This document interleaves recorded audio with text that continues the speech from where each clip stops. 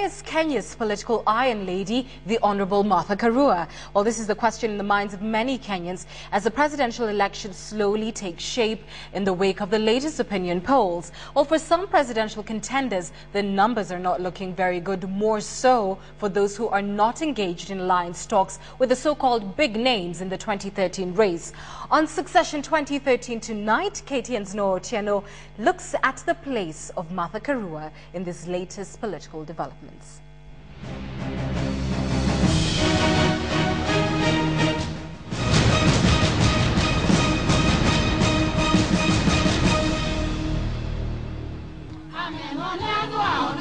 The numbers are relentlessly relegating the likes of Peter Kenneth and Martha Karua to the chase groups of the trailblazing top 5. And once again, the figures came out screaming about the possible winning combinations for Raila Odinga and Uhuru Kenyatta. This month's InfoTrack poll now shows that Raila can take the presidency in the first round of the election if he takes Kalonzo Musyoka as running mate, no matter whom Uhuru takes as deputy. The poll also shows that Raila can win if he takes William Ruto as deputy, beating Uhuru Kenyatta's ticket, whether Uhuru takes Kalonzo Musyoka or Musalia Mudavadi as running mate, and the same would apply if Raila has Musalia Mudavadi as deputy. Political analysts say this simply means that if Raila gets any of the kingmakers of the three of Kenya's big ethnic groups, it is game over. The issue is numbers, because Kenyan politics are played along ethnic lines all over Africa, and we can't deny that fact. And right now, it's very apparent that the winning coalitions are those that bring in major ethnic groups. Kikuyu, Luya, Luo, Kamba, Kisi, Kalenjin, and so forth. The numbers speak the exact same language if the situation is reversed and Uhuru clinches a deal with the big names to the exclusion of Raila Odinga. If, for example, Uhuru gets Musalia Mudavadi as running mate and Raila fails to get any of the big guns, Uhuru would elope with a clear-cut win, trouncing Raila Odinga with up to 54% of the vote.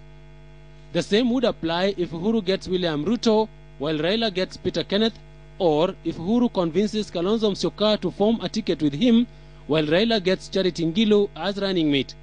But the question now is, what does this mean for those whose names are only being floated as running mates and not as willing candidates?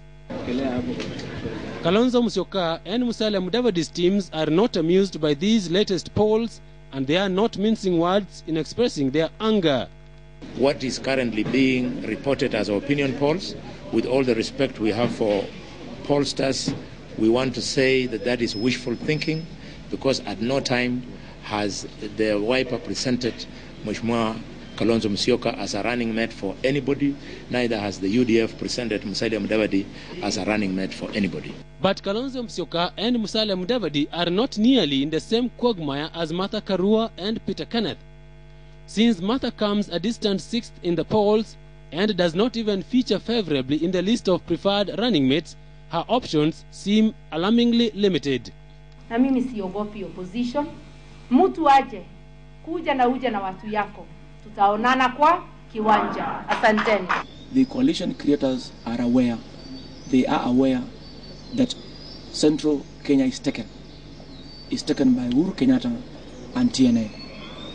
So in the bag of Central Kenya, the goodies don't belong to Martha Karua. They belong to TNA and Uhuru Kenyatta. Basically, her basket or her bag is empty. People know that.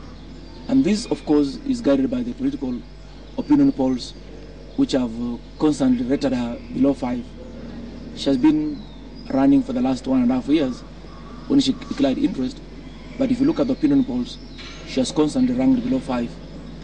So people looking at her see her as coming and bring less on the table. The dilemma for those who don't look like they belong in the winning combinations is that they are now losing even those who have stuck by them all along. NARC Kenya has now lost Garsen MP Danson Mungatana to the National Alliance of Uhuru Kenyatta. Wale wamebaki nyuma, tunawaambia turudi pamoja, tukue timu moja, tuhakikishe ya kwamba president ni nani? President ni nani? Martha Karua has very little to bring to any coalition that gets her. Because the credential she will hold very strongly is that she's a woman. But Charity Ngilu already offers that. The other potential she bring on the table is that she's negotiating from central Kenya.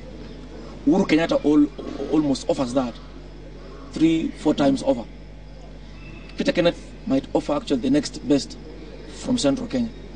So Martha Karua comes almost third best in central Kenya. The trouble for Karua is that the defections, including the departure of Mike Mbuvi, Elias Sonko, and William Kabogo, now entrench Karua's picture as the ultimate Lone Ranger. Martha Karua likes to play Lone Ranger politics. And Lone Ranger politics don't work anywhere in the world. You must be a team player. But she's not a good team player. Otherwise, how else does she seem to differ with almost everybody?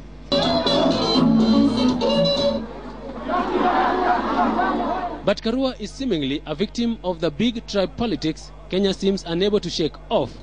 And she's not the only one.